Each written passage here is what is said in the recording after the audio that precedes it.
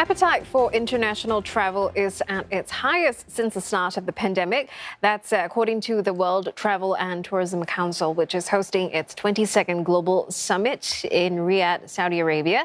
And I spoke earlier with Arnold Donald. He's a chairman of WTTC, who said travel has rebounded very strongly and the forecast looks bright as long as the industry marches forward through current macroeconomic conditions like looming recession and soaring inflation. Well, of course, it depends how severe all those things are. But in the end, what typically happens with travel is if you have high inflation or recessionary environment, is they may choose different types of travel, but people tend to still travel.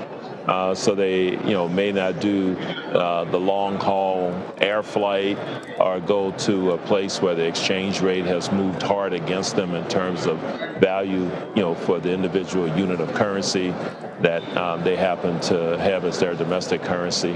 But people still tend to travel. They just modify to fit within the circumstances and the budget. We're expecting substantial continued growth, outpacing GDP. The forecast is for maybe 2.8% or something global GDP growth, while the travel sector will be growing north of 5%. You were at Carnival for nearly 10 years, where, more recently you've had to deal with the biggest crisis ever to hit the cruise industry, COVID-19.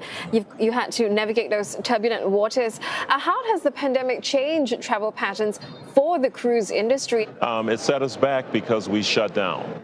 That did a number of things. It stopped the pipeline. We, in our company, will hire 20 to 30,000 people a year around the world from 145 different countries.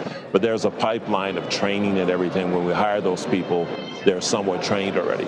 When that pipeline shut down, it went empty. And so we have to replenish that. And it's coming on strong now. We're probably close to the point where we recovered from that.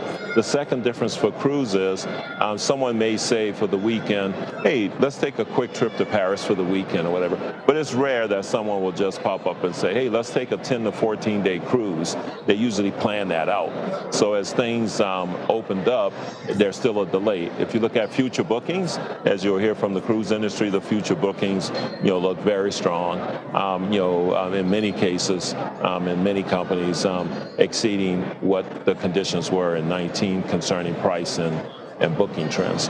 And so it's a general positive for the long term, again, assuming things continue on the current trajectory. And let's talk about some of the expectations you have in terms of challenges that the whole travel and tourism industry as a whole could face next year, and what are some of the ways to overcome that?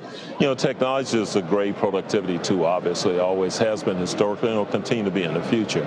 In the end, we're in travel and tourism and hospitality business, and often that means people to people. So we need trained, motivated people in the travel and tourism industry.